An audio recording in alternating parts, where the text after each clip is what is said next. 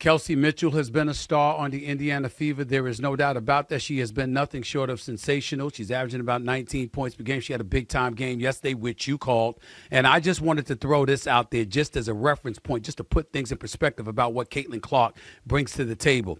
The average attendance in the 33 games Caitlin Clark and the Indiana Fever have played in this season is 15,746, which leads the WNBA.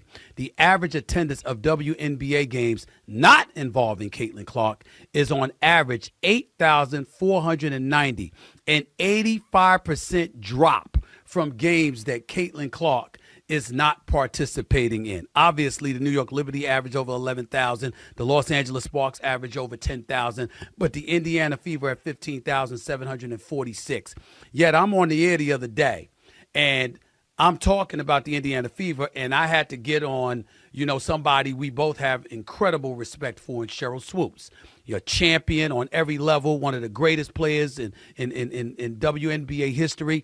Because I said, how do you mention the Indiana Fever and all of these other players and you don't mention Caitlin Clark? And then all of a sudden she gets on me and calls me a coward and all of this other stuff. I don't know what you can say about Sheryl Swoopes, but if there's anything that you could say, what would you want to say in terms of the narrative that has been put out there as it pertains to her coverage and her feelings about Caitlin Clark?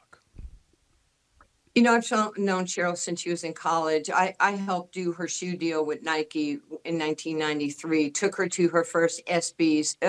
I've known Sheryl. I've coached her, have a lot of respect for her. I called her when Caitlin was still playing at Iowa, and she had just broken Maravich's record. And it was all over the place, as you and I have discussed, that there was this quote by Sheryl that said, Caitlin was, 25 years old. She was, 24 years old. She was a fifth-year senior. Right. She was taking 40 shots a game. Her records were illegitimate. And I got off the treadmill and I called her as a friend. And I said, you can say whatever you want. You can have your own opinion about anybody. But you do have to get the statistics right. I mean, facts matter. And if you just get ahead of this and just say, hey, I made a mistake on my numbers, then this thing is over and everybody respects you for your opinion. And, you might like Boston. I might like the Yankees. It's okay to have difference of opinions. Well, she got upset with me on the phone. And I was like, Sheryl, I'm not doing anything to hurt you. I'm just sharing. We're talking. And so our relationship, it pretty much is not happening at this point. I tried to talk to her at the Final Four. Right. She didn't want to talk to me. My life's going to be good or great with or without Sheryl Swoopes in my life. I'd rather have her in it. But let me tell you the difference. Right. The difference is when the Kennedy Carter thing happened, and I'm doing Michelle Beadle's podcast with Lou Williams and Chandler Parsons.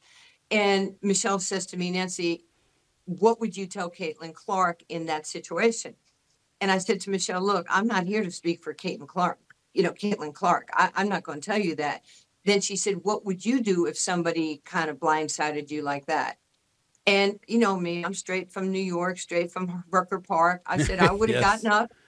I would have walked up to whoever did that to me. I would have punched him in the face. And the expletive that I used. And I would have said, F off. That is who I am. That is the concentric circle of who I am. And that's my era. And so to her point, Teresa Weatherspoon called me, my dear friend who I love, respect, and admire. She said, Nancy, I was disappointed what you said. And we had a conversation. And I said, Spoon, I didn't say she should punch Kennedy Carter in her face. I said, this is what I would do if I were blindsided. And I've known Kennedy since she was in high school here in Dallas. I think she's a hell of a player and should have been on the All-Star team. She is. But my comment about hitting her wasn't about her. But we had this conversation, which we apparently cannot have with me and Sheryl Swoopes. And I still think she was incorrect about what she did. And, we all have to be professional. right? You cover people, right? You and Durant have kind of gone at it in and out for a little Right. bit, but you still do highlights and talk about him and share the Yes. greatness of Yeah. him. You don't have to agree with everything with him, Yeah. but just do He's a your great guy. job. Do Right. your job. You get paid to do a job as a broadcaster. Do your job. Nobody says you have to be in love with anybody else, but if you're going to do an Indiana Wings game, you're going to have to talk about Caitlin Clark and her great teammates and what they're doing. And they have, Aaliyah Boston. They have, Kelsey Mitchell, who's just bananas. I mean, unstoppable, by the Yes, she way. is. And Caitlin Clark. So why would you not build around it? When I was playing, you would have looked like an idiot if you didn't, when you talked about Old Dominion, two-time national champions and two-time player of the year, and you Well, didn't talk about me. You'd look like you're and that's ignorant. the issue. And that's the issue, Nancy, because listen, and here's the thing. What incriminates, in my opinion, it's just my opinion, but what incriminates somebody like Sheryl Swoopes even more, who, by the way, was supposed to be calling the game with y'all yesterday, and she did not call the game. And no doubts it had something to do with the fact that when, how Caitlin Clark had performed early in the week, she didn't want to talk about it at all. So we recognize that, and we know in television the way that I do. I know what producers do. I know what bosses do when you see, your personal feelings, whatever they may be, infiltrating the proceedings and compromising your position as a professional. But I think in the case of Sheryl Swoopes, and I'm not going to belabor this point, but it's important to be made. Sheryl Swoopes is a winner. She was great.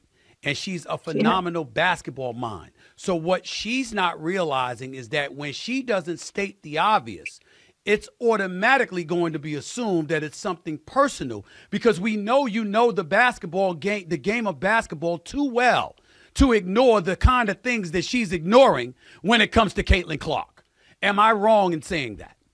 No, you're not wrong in saying that. And I would like to thank the Wings and Bally's for putting me on the game and asking me if I would do it. I will do anything for women's basketball. I'm just a servant leader here. At one point in my career, I wanted to be the greatest of all time.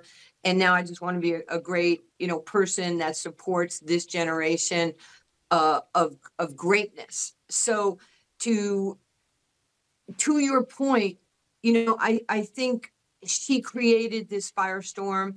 She could put it out. And, it's like I always tell people at this stage, your ego's not your amigo. Okay. Your ego's not your friend. We have to humble ourselves and do our job and just recognize that, Caitlin might not be her cup of tea, but she's not doing anything to hurt Sheryl Swoopes. She admires Sheryl Swoopes and the Maya Moores and the Sue Birds and the legends that came before her. And I would dare say you can't find a soundbite this season of Caitlin Clark saying anything derogatory about anybody. She says, I don't care that she chatters on the court. Class. Who doesn't? Yeah. The great ones chattered, Bird, Magic, all of them. It's okay. That's a competitor. But, for this woman, to be maligned, you shouldn't. You don't have to buy the number 22 jersey if you don't want it. But what you should do is applaud her for helping grow this sport that we have busted our ass for the last 50 years. I mean, my Olympic team in 76 just got inducted last August. Some of my teammates thought they were going to die and never get recognized for being the first Olympic women's team. Julene Simpson, who was a co-captain with Pat Summitt on that team. The people are starting to know who Julene, people knew who Pat Summitt was, or Nancy Lieberman, or Ann Myers, but they didn't know who Lucy was until Lucy died.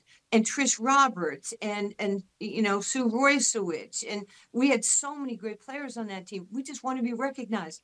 And when the young players of today recognize, the pioneers of the game, it's a thank you. And the pioneers and today's athlete should be saying to Angel Reese and to, Asia and to, Jackie Young and all these great players. Thank you. Thank you so much. Hey, thank you for winning that gold medal. Thank you for busting your behind on behalf of America. And we stand and support you. But if you have a legend who's coming at a young player on the rise, it's not a good look. And Caitlin didn't start this, and I know Caitlin, she won't finish it. She'll just play ball. That's who Yes. she is.